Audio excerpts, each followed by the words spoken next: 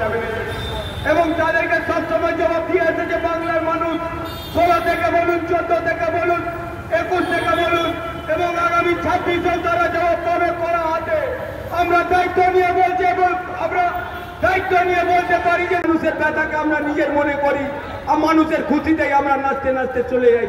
ঠিক সেইভাবে আজ কাতারে আজ 10 থেকে 15 লাখ মানুষ মেয়র রোডের সামনে, ধর্মতলা ভিক্টোরিয়া হাউসের সামনে দিদি বক্তব্য রাখবে। আর ঠিক মমতা ব্যানার্জি জিন্দাবাদ, মমতা ব্যানার্জি জিন্দাবাদ।